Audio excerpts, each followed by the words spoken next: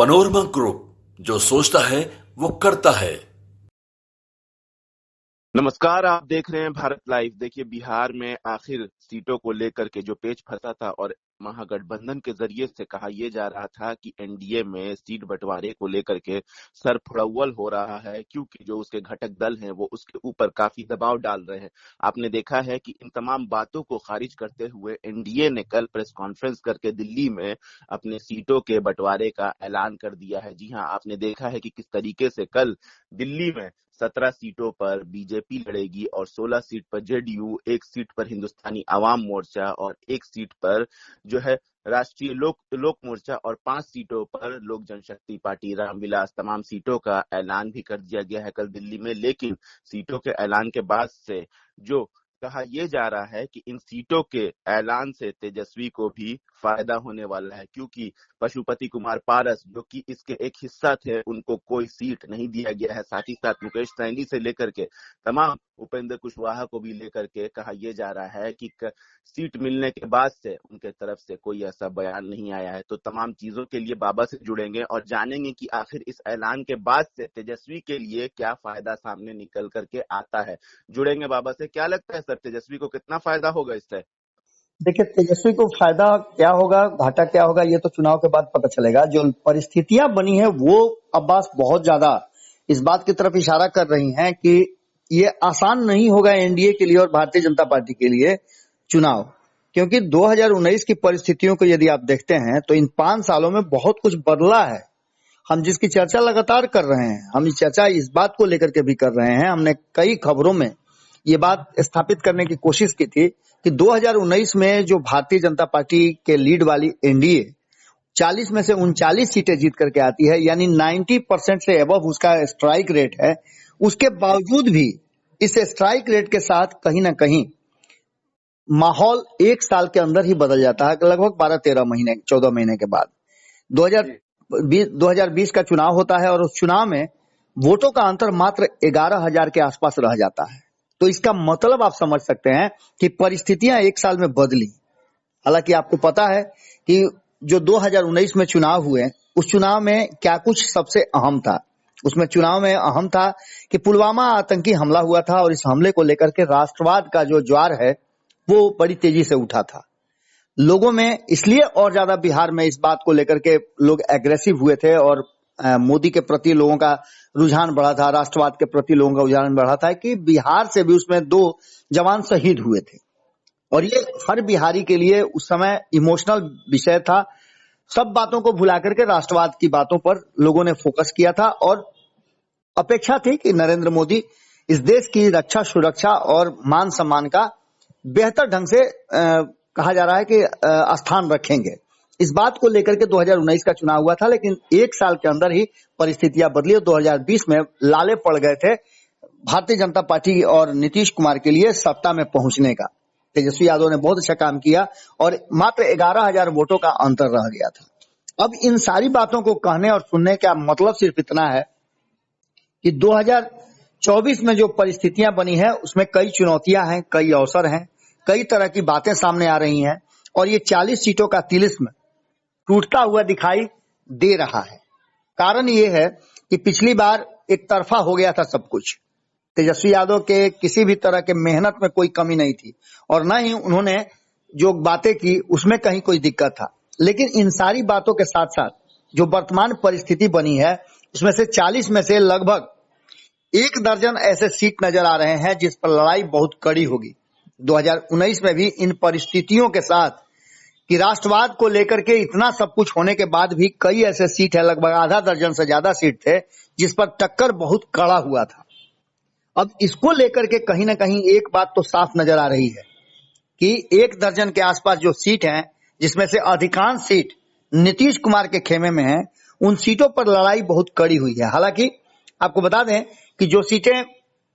2019 में भारतीय जनता पार्टी के पास है, उन सीटों पर भी कड़ी टक्कर हुई थी। लेकिन इस बार जो है भारतीय जनता पार्टी से ज्यादा नीतीश कुमार कहीं ना कहीं मुश्किल में है। एक तो नीतीश कुमार का व्यक्तिगत छवि, उनके द्वारा इन जो 5 सालों में जो कुछ भी हुआ है और 2020 के चुनाव के बाद जो कुछ भी हुआ है, उस बात को लेकर के भी काफी कुछ जनता के मन में होगा। 2019 में एक बड़ी जीत हासिल करने वाली भारतीय जनता पार्टी और एनडीए इस बार कई विषयों पर आगे नजर आ रही है। वो विषय है कि इस बार दो घटक दल इसमें जुड़ते हुए दिखाई दे रहे हैं। अभी तक जो सीट शेयरिंग का समझौता हुआ है हम उसकी बात कर रहे हैं। कल के डेट में हो सकता है कि 24 घंटे में कई दल फैसला करने वाले हैं। तो इसमें हो सकता है पशुपति कुमार पारस की तरह जीतन राम मांझी हो या फिर उपेंद्र कुशवाहा हो, जिनको एक एक सीटें मिली हैं, संतुष्ट कहा जा रहा है कि नजर नहीं आ रहे हैं, ये भी कोई बड़ा फैसला ले सकते हैं। लेकिन जो वर्तमान एनडीए है वो साफ दिखा रहा है कि कहीं ना कहीं एनडीए इस बार बढ़ा हुआ जनाधार के साथ आ रहा है। एक तो नीतीश कुमार हैं जो पिछली बार थे, लोक जनशक्ति पार्टी चिराग पासवान की वो भी है, पशुपति कुमार पारस सिर्फ अलग हुए हैं, तो उनको लेकर के कहा जा रहा है कि बहुत कुछ असर नहीं पड़ना है, लेकिन असर तो जरूर पड़ेगा। 20 वोट कम होगा, 85 वोट कम होगा, लेकिन होगा तो जरूर। इसके साथ साथ यदि उपेंद्र कुशवाहा और जीतन राम मांझी एनडीए में रहते हैं तो लड़ाई थोड़ी सी बड़ी रहेगी महागठबंधन के लिए। लेकिन अगर ये निकल जाते हैं तो निश्चित रूप से तेजस्वी यादव के खुश होने का कारण जरूर है कि तेजस्वी यादव इसी बात को लेकर के इस सीट शेयरिंग से काफी खुश नजर आ रहे हैं और आशान्वित भी हैं। इसके अलावा आपको बता दें कि जो वर्तमान परिस्थितियां बनी है उसमें मांझी और कुशवाहा का आना एक तरफ फायदेमंद है, तो दूसरी तरफ चुनौती यह है कि पिछले चुनाव में 2019 में कांग्रेस तो साथ में थी, साथ में मुकेश सहनी थे, जीतन राम मांझी थे, उपेंद्र कुशवाहा थे, लेकिन इस बार जो वाम दल जुड़े हुए हैं और वाम दलों का जनाधार और उनका वोट बैंक आप जानते हैं कैडर बेस्ड वोट होता है, और ऐसी स्थिति में राजद के लिए भाकपा माले और सीपीआईएमएल जो ये सारी दल जो हैं, तीनों के तीनों घटक दल जो हैं वो वाम दलों के, वो खास करके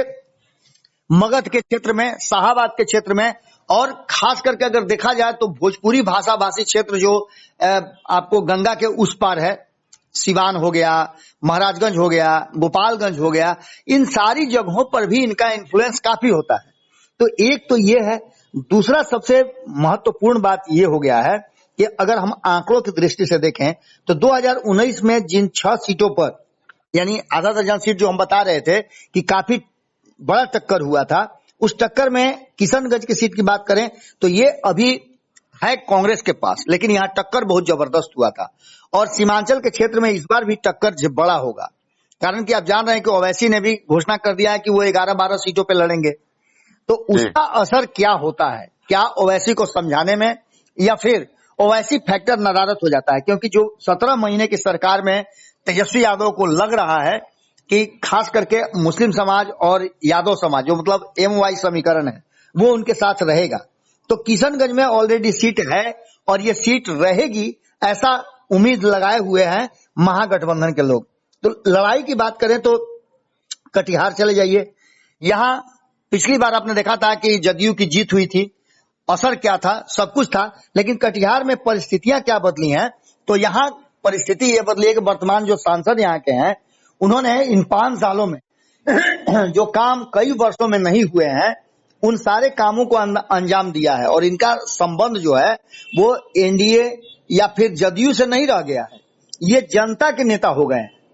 तो यहाँ लड़ाई इस बार उससे भी बेहतर नजर आ रही है। जो 2019 में जीत हासिल किए थे उससे बेहतर प्रदर्शन करते हुए दिखाई दे रहे हैं व्यक्ति के रूप में, गठबंधन या पार्टी के रूप में नहीं। तो वहीं आपको मधेपुरा की बात करें तो दिनेश चंद्र यादव यहाँ से मात्र 57,000 वोटों से के आसपास जीत करके आए थे, जो कि जीत का मार्जिन कम था। तो यहाँ भी चुनौतियां कम नहीं होंगी, और यहाँ कहीं ना कहीं मामला जो है वो दो तरफा दिखाई दे रहा है, और यहाँ भारतीय जनता पार्टी और एनडीए का जो कैंडिडेट होगा उस पर भारी पड़ने की संभावना दिखाई दे रही है, क्योंकि आप जानते हैं कि ये कहा जाता है कि रोम पोप का और मधेपुरा गोप का, यहाँ यादवों का ही वर्चस्व रहा है। और इस बार यादव दिनेश चंद्र यादव वाले यादव नहीं बल्कि लालू प्रसाद वाले यादव की तरफ गांधी मैदान में आपने रैली देखी, उसके बाद से शिफ्ट होता हुआ दिखाई दे रहा है। बात महाराजगंज की करें तो यहाँ भारतीय जनता पार्टी बड़ी मुश्किल से जीत पाई थी, मात्र 23,000 वोटों का अंतर रहा था। तो यहाँ भी जनार्दन प्रसाद सिग्रीवाल जो है, एक तो पहले ही उन पर एंटी इनकम्बेंसी लागू है, उनके कई विरोधी सामने आ गए हैं। यहाँ तक कि सच्चिदानंद राय ने भी खुले मन से कहा है कि अगर वो उम्मीदवार होते हैं तो उन्हें हराने के लिए जो भी करना पड़ेगा, जिसका भी साथ देना पड़ेगा हम देंगे, क्योंकि पिछले कई 5 वर्षों में या 10 वर्षों में कह लिए, वो पिछले 10 वर्षों से वहां के सांसद हैं, 10 वर्षों में महाराजगंज की स्थिति खराब कर दिया है और कोई भी काम नहीं हो रहा है। तो वहीं पाटलिपुत्रा की बात करें तो रामकृपाल यादव भी मात्र 39,000 के आसपास वोटों से जीत पाए थे। बड़ी कड़ी टक्कर हुई थी यहाँ, और यहाँ आप इस बार बदला हुआ परिस्थिति देख सकते हैं, क्योंकि आप समझ ही सकते हैं कि जो परिस्थितियां बदली हैं 17 महीने में, उससे काफी आसान्वित महागठबंधन और खास करके राष्ट्रीय जनता दल नजर आ रहा है। तो यहाँ भी मीसा भारती या फिर उनके परिवार का कोई भी सदस्य या कोई भी यादव नेता खड़ा होता है या फिर भूमिहार को भी मौका दिया जाता है, तो यादव के साथ साथ भूमिहार वोट बैंक भी ट्रांसफर हो जाएगा। कई नाम सामने आ रहे हैं, तो पाटलिपुत्रा की लड़ाई भी बड़ी होगी। बात जहानाबाद की करें तो यहाँ तो आपको पता है कि लड़ाई मात्र 1700 के आसपास वोटों से ऊपर नीचे हुआ था, चुनाव जीत हार हुआ था। तो ऐसी स्थिति में एक तो ये है, और दूसरा जो भी सर्वे रिपोर्ट आए हैं वो बता रहे हैं कि इस बार यहाँ से चंदेश्वर प्रसाद चंद्रवंशी जीतते हुए दिखाई नहीं दे रहे हैं। अगर अंतिम समय में कोई पाला बदल जाए या पलड़ा इधर से उधर हो जाए तो बात अलग होगी। लेकिन इन सारी परिस्थितियों के साथ साथ एक बात तो साफ नजर आ रही है कि इसमें माथापच्ची जो हो रहा है उसमें एक बात साफ साफ इस तरह इशारा कर रही है कि जो सीट शेयरिंग का समझौता हुआ है उसमें नीतीश कुमार की जो वर्तमान परिस्थितियां बनी हुई है, उन परिस्थितियों में एक बात निश्चित रूप से कही जा सकती है कि जिस तरह से महागठबंधन वर्सेस एनडीए, इस लड़ाई में अब सीधा नजर आ रहा है कि बिहार में आरजेडी वर्सेस भाजपा होने जा रहा है, क्योंकि दूर दूर तक नीतीश कुमार को लेकर के जो परसेप्शन बनाया जा रहा है, जो चर्चाएं भीतर खाने में हो रही है, तेजस्वी यादव के खेमे से कह लीजिए या फिर जदयू और भाजपा के लोग भी इस बात को मानते हैं कि नीतीश कुमार भले ही एनडीए में आ गए हैं, जिसका फायदा भारतीय जनता पार्टी को तो मिल सकता है, लेकिन नीतीश कुमार को भारतीय जनता पार्टी के वोट बैंक का फायदा मिलता हुआ दिखाई नहीं दे रहा है। परिस्थितियां चाहे जो भी हो, लेकिन इस बार जो आंकड़े चाहे जितने भी हो, सर्वे जो कह रहे हो, लेकिन जो बदली हुई परिस्थिति है उसमें अभी जो एनडीए है, वर्तमान एनडीए, जिसमें अभी भी कहा जा रहा है कि बहुत सारे परिवर्तन होने हैं, उसके बावजूद जो 40 सीटों का तिलिस्म है और 40 में 40 की बातें की जा रही है, वो संभव नहीं लगता है। क्योंकि महागठबंधन इस बार भले ही नीतीश कुमार महागठबंधन से बाहर हो गए हों, जिसका फायदा और घाटा आने वाले 2024 में दिखाई दे सकता है कि नीतीश कुमार के रहने से महागठबंधन को क्या फायदा था और उनके निकलने से और ज्यादा फायदा बढ़ता है कि नहीं बढ़ता है। साफ नजर आ रहा है कि सीट शेयरिंग के समझौते ने कहीं ना कहीं तेजस्वी यादव को उत्साहित किया है, और यही कारण है कि उन्होंने मीटिंग को 2 दिन के लिए और पोस्टपोन कर दिया है, सीट शेयरिंग वाला। अब इस पर देख लीजिएगा कि कहीं अगर एनडीए से छटक करके वो दल आते हैं तो एक बार फिर महागठबंधन मजबूत होगा और 2019 और 2014 से अलग 2024 के चुनाव में परिणाम देखने को मिल सकते हैं। जी बिल्कुल सर, आपने जो बातें कही कहीं ना कहीं उसमें सच्चाई दिख रही है। हकीकत से नजरअंदाज नहीं किया जा सकता है कि जिस तरीके से कल सीटों का बंटवारा एनडीए में हुआ है, कहीं ना कहीं जो उसके घटक दल है जो कि उनके साथ थे पूरे एनडीए में 19 से लेकर के आपको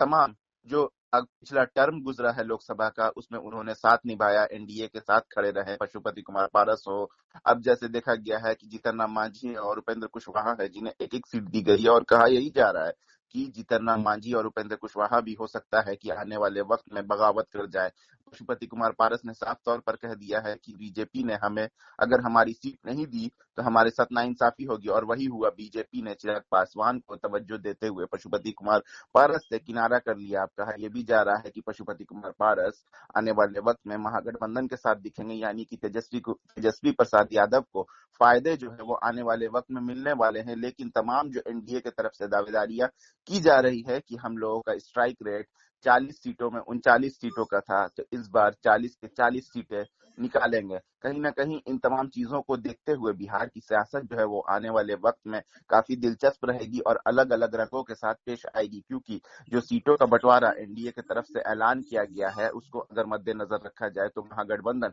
कहीं ना कहीं अब ये सोचता होगा कि जो दल एनडीए से छटकेंगे उनको हम लोग सेटल डाउन करेंगे, क्योंकि अभी चुनाव का जो है वो ऐलान तो हो गया है लेकिन चुनाव अभी शुरू नहीं हुए हैं और जो मौके दिख रहे हैं सियासत में, हर दिन कुछ नया होता है। तो बिहार की सियासत में जब से ऐलान हुए हैं सियासत में तेजी जो है वो बढ़ गई है और बयानबाजियां शुरू हो गई है। अब देखना यह है कि चुनाव से पहले एनडीए का फायदा होता है या महागठबंधन का नुकसान होता है। बहरहाल ऐसी तमाम अपडेट्स के लिए देखते रहिए भारत लाइव। शुक्रिया। पनोरमा ग्रुप, जो सोचता है वो करता है। अगर ये वीडियो पसंद आई और वह बिहार के राजनीति और बिहारियत से सरोकार रखेनी तो सब्सक्राइब बटन दबा के चैनल के सब्सक्राइब कर ली। ओजे एगो घंटी बा, ओकरा बटन दबा देला से कुल सटीक और मारक खबर रुआ मुफ्त में मिल जाई। अगर रुआ पत्रकारिता के हमनी के नया प्रयोग में सहयोग कर चाहतानी तो ज्वाइन बटन दबा दी। पेटीएम नंबर नोट कर ली 9386816700। धन्यवाद।